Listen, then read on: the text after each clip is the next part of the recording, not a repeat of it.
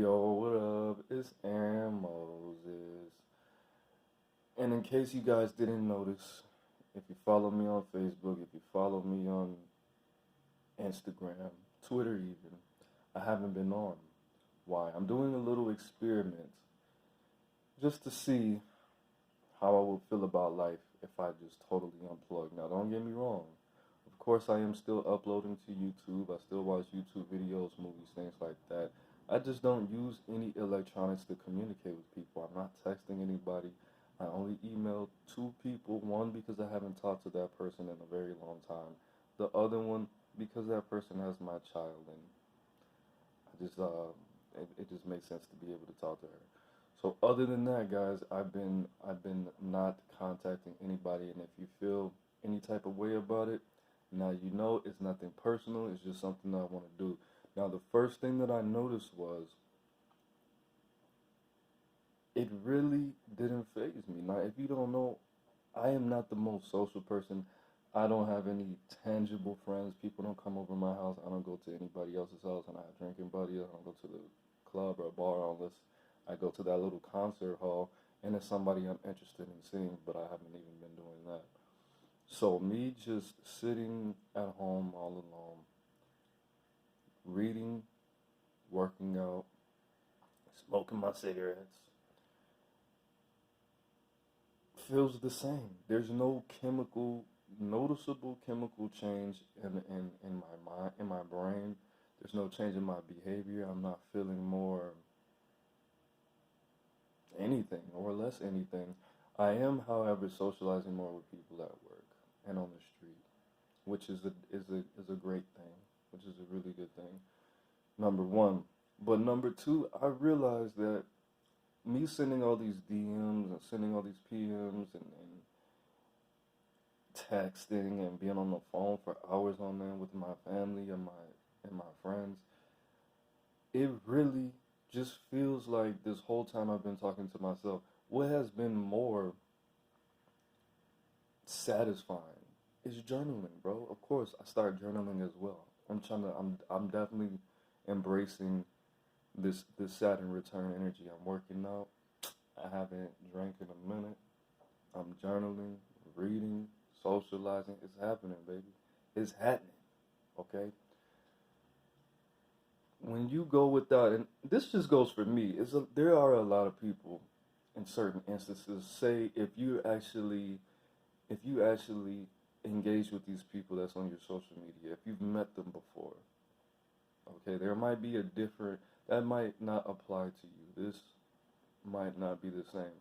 Or if you have some kind of addiction to the internet, then sending somebody a DM or a PM or a IM or an email or a text might chemically affect you. You might experience some withdrawal symptoms, but in all actuality, I feel nothing. It's just like when I stopped eating meats 3 years ago. I didn't have any withdrawal symptoms. I had some cravings, but that was only because it's so hard to, because plant fruits and vegetables are so light in the stomach. It's really hard and expensive to get full off of fruits and vegetables. You got to throw some carbs and some rice and eat a lot of peanut butter to, you just, you feel satisfied. You just feel not hungry. You rarely will get full off of straight fruits and vegetables unless you throw some cheese, so like I said, some carbs, some rice, and some eggs in there. But other than that, you're not going to get full. Okay, but I wasn't having dreams about eating Burger King or, tasting meat when I bit into a salad. None of that. And it's the same for this whole social media thing. Now, I haven't been posting on Facebook either because that'd just be bogus for me to just be posting and then ignoring people's DMs. I do understand that posting on social media and getting likes and things like that, getting comments, interaction, boost, I think it releases dopamine or something like that. But at the end of the day, I haven't had any, I just feel normal. I just feel like, just like a normal person. And with this, what I want to say is, guys, we have to start interacting with each other face to face, one on one, because pretty soon they're gonna make it illegal to walk up to a stranger and start a conversation with them. People are already starting to act like that. When I used to walk up to females, interact with them, they'd be like, "What? Are you talking to me? I don't even know you. Why are you talking to me? Here, take my Snapchat, take my Facebook." I'm like, "But I'm standing right here." No, no, no. I understand, but I don't know how to talk to people like face to face. Just take my Snapchat. I'm like, "Bro, I don't want to take your Snapchat, bro. I'm already standing here." Like, it's weird. I promise you, they're gonna have some kind of accessory to let you and the world know, to let the world know whether or not you are open to conversation with strangers. It's gonna be probably a little wristband, and you could flip it to green when you're open to talking to strangers in the street, and flip it to red if you're not, if you're uncomfortable. Like, bro, it's getting weird out here, bro. We have to stay off of social media. We got to stay out of people's DMs and PMs and IMs and texting.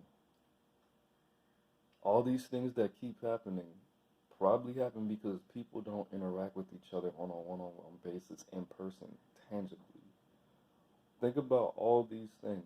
What if people walked around in packs, like in Mexico? Somebody told me in Mexico, when the police pull people over, there's always a crowd of people to watch them do whatever they're doing to that person to make sure that they're not going to do anything foul.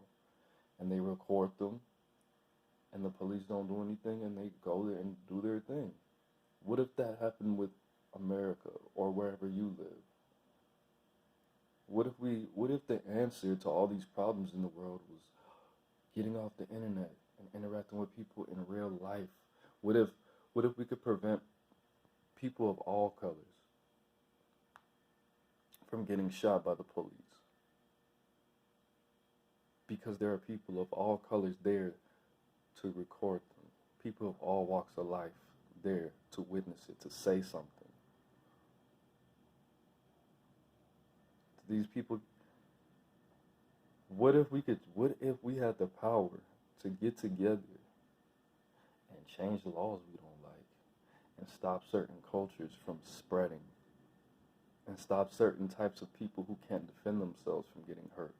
What if that can only happen if you stop only socializing with people on the internet? I understand there's some fives out there that think they're sevens, and there's some sixes out there that think they're eights, and you think you're too cute to interact with people in person, or you're too scared,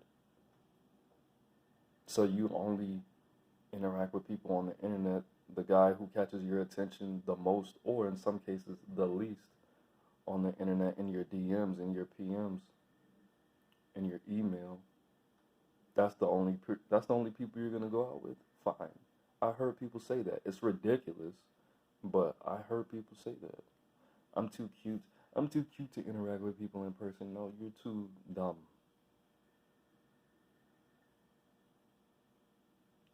You don't have the time. You got the time. You just want to work for the man. You just want to work for somebody instead of taking that chance and being an entrepreneur. You got all that money saved up, but you still complain about your job. You bought a house. You bought a $75,000 car, and you want to complain about your job. And now you want to complain because you can't find a husband. You're about to be 32. Bro, that's your fault. That's your fault. You might even love your job, but your job doesn't love you. If your job loved you so much, you would have time to socialize and not be on Match.com and not be on Facebook telling people, "I only talk to people that I know, so please don't add me. Don't add me if I don't know you." Bro, social media, people are misusing it, and that's okay. That's fine. I don't want to be a social media Nazi, but you gotta start talking to people in person. I understand there's single moms out there. I understand there's stay-at-home moms. I understand there's people with abusive partners and in toxic relationships, and this is the only way you can interact with people. I'm not even talking to you guys. I know you could make a significant change, but if you want to keep coming up with excuses, that's for you. That's not for me. This is not just for me. This is for my child. I don't want my child to grow up like his like these people, like his peers, bro. He's only 3. I'm not talking about his 3-year-old peers. Like people that are 15 years younger than me. Weirdos, bro. Nobody goes outside. The only time I see a child going outside is when they walk to school, walk home from school, and walk their dog. There's no football, basketball, jump rope, baseball. There's none of that, bro. They're trying they're trying to neutralize the genders, bro. They're trying to neutralize the gender. They're just trying to make it one human race. There's no such thing as toxic masculinity. It's just masculinity. It's just masculinity. That same aggression that you deem toxic is the same aggression that you want somebody to use to save you when you're being attacked. And don't say that that's not true. It's two sides of one coin, bro. That's like saying money's bad. Money's the root of all evil. That's not what it says in the Bible. It's not what it says. Money's not evil. Water's not evil. It just is what it just is. It just is. There's no such thing as toxic masculinity. That same aggression is that same aggression that your father used to pursue your mom and to shoot you inside of her ovaries or whatever, however it works. Okay? So it's not bad. It's not toxic. If toxic masculinity exists, then you're toxic. Because that same toxic masculinity that your mother was attracted to and your father created you. So that means you're a seed of poison. You're a hell spawn. That's what that means. It's not toxic, bro. That's how you use it. Guns aren't bad. Guns aren't bad. Masculinity can't be bad.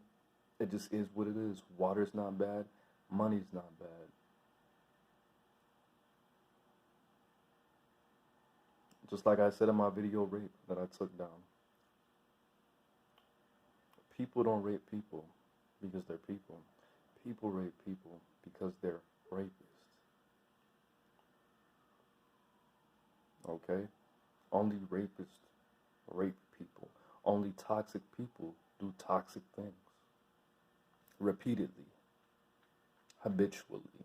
Okay? So, no. But that's it, guys. Socialize. That's it. It's Aaron Moses. Life is in the breath.